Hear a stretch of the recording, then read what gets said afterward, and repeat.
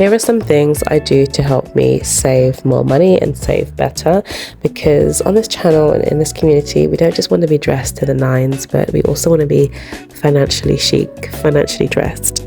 Number one is I take an offer as an opportunity to renegotiate. This is especially when it comes to repeating purchases or reoccurring payments. So for example, if I have a provider like Wi-Fi on my phone or something like that, if I want to get a new plan out with a company, I first research the market and I see what is out there, what is my current provider charging new customers, and this is important and I'll cover that in a second.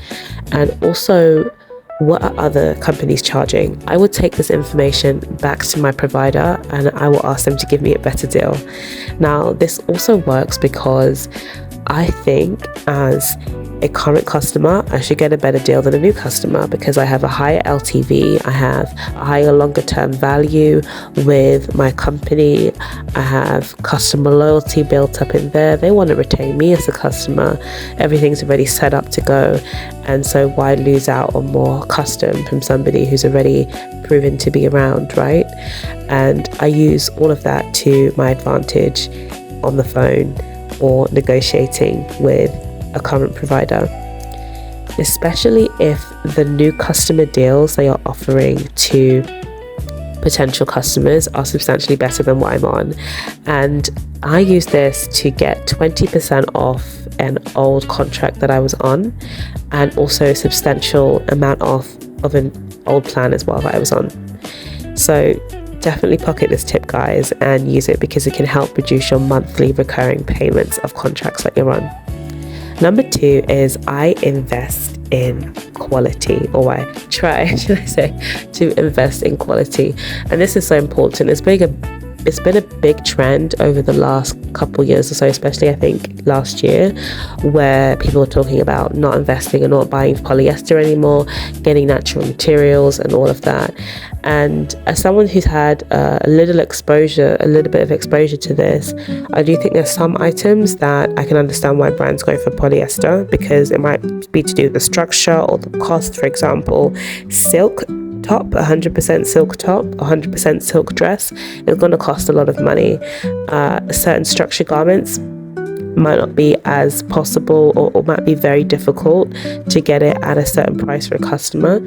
But with aside to those sort of difficulties or challenges, I try and build a more natural focused wardrobe. I'm looking for cotton, I'm looking for wool, I'm looking for linen, I'm looking for silk, I'm looking for cashmere. These are the types of fabrics that I'm going for. And I'm not just looking at the fabrics because that's just one part of the puzzle. I'm also looking at the construction of a garment. If you're not used to good construction, or if you don't know what good looks like, I would highly recommend going into higher end stores. Doesn't mean you're going to buy anything, but just go in there to look at what good looks like. Look at the seam structure, look at how a garment is put together, look at how it's constructed, look at how buttons are fastened, zips are done, all of these kinds of things, because it's going to give you a better understanding and knowledge of how and what kind of clothes you should be buying.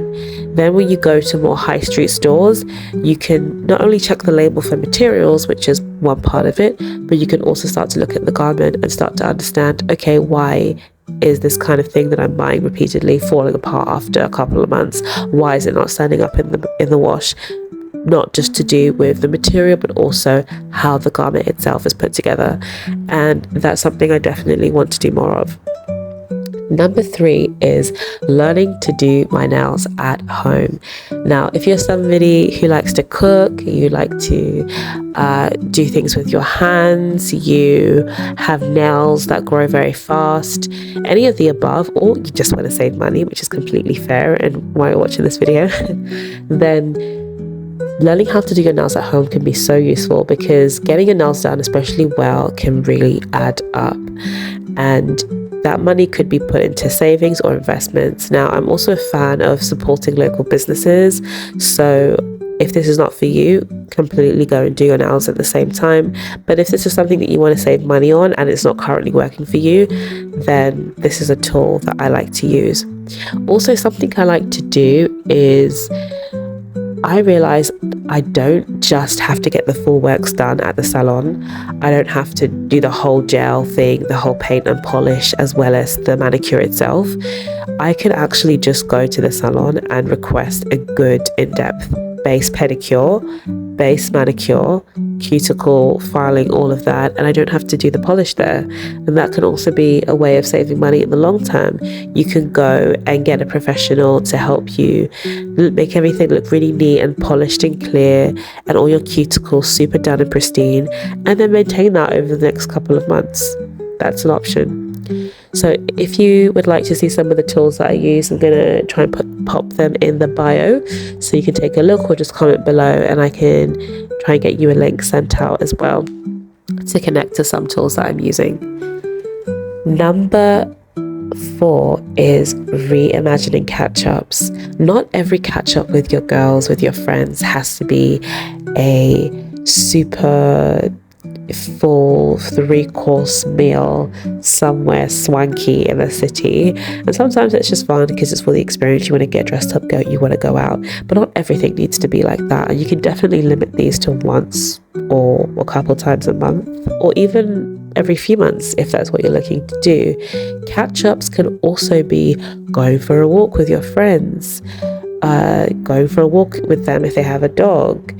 It could be going for a coffee or a hot beverage, going for a tea and cake, all of those things as well, going to a bakery. It can be so many other things other than having a full meal, and learning to reimagine these experiences can be so useful. It can also be going to museums. They tend to be lower cost, or they're even free museums if you live in a city or an area that has some of these experiences.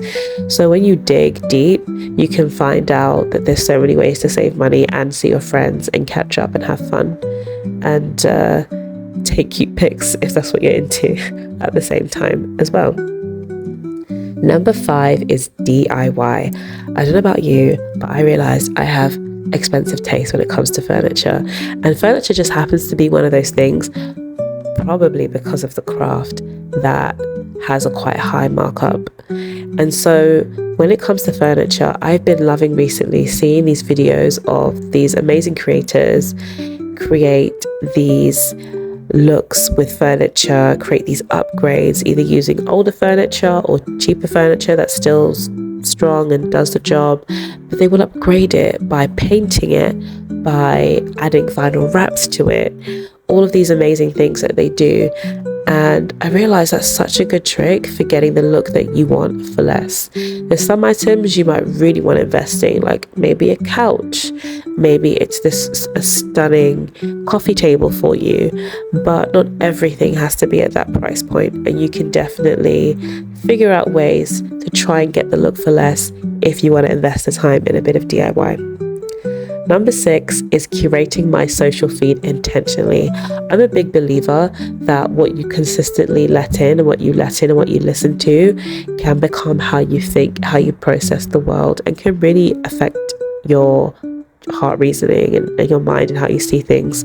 And so curating my feed on purpose, liking things that I want to see more of, commenting on things that I want to see more of, limiting things that I want to see less of, is a way to help keep me in a mindset of being financially astute and learning. I try to follow creators and engage with creators who have content that I want to see more of, who talk more about spending wisely and investing and all of these kinds of things, because it helps keep me in that headspace.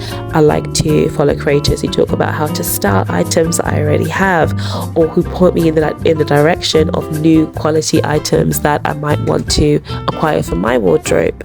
And there could be other things and other areas as well, but curating your social feed, I find, is just so useful. Number 7 is getting to know my finances better. There's a saying, and I'm probably going to butcher it or remix it, but it goes something like this: what you don't track or don't manage will manage you. And I find that just learning and understanding my finances, what's going in, what's coming out, actually helps you to be so much better at investing and making the right decisions about how you save and how you spend. You could not know that you spend hundreds on takeouts unless you look at the information.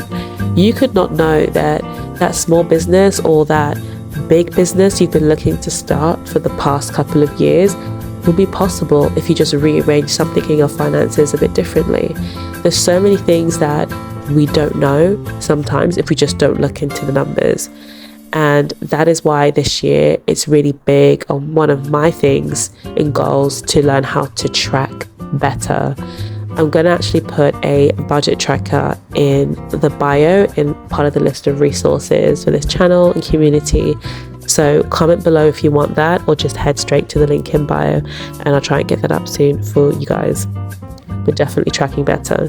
And number 8 is connected, and that's not being afraid to check the numbers. I don't know about you, but there's sometimes, you've been a bit cheeky one month, or perhaps you're just not that way inclined, or maybe no one ever taught you, but looking at the numbers just fills you with not the best feelings. The funny thing is, what we continually do can become habits, and habits can become really things that are quite difficult to get rid of in our lives. So learning how to check the numbers, not being afraid, just making time and saying, on this day every single month, I'm going to look at the numbers, I'm going to look at the tracker, I'm going to get out my tracker and go through it and see what I'm spending. I'm going to open my bank account and see what I'm spending, see what I'm not spending it on, and how I can reimagine the finances better, how I can rejig things and make them look better. I'm going to stop the video here because this is a lot longer, but I have a list with other things that I found really useful when it comes to saving and things that I'm learning. So if you would like a part 2, comment down below. Do go to the resources in bio and let me know if there's anything in this video that you would like to hear more about. Can't wait to see you in the next episode of the Curation Index. Comment hub for resources.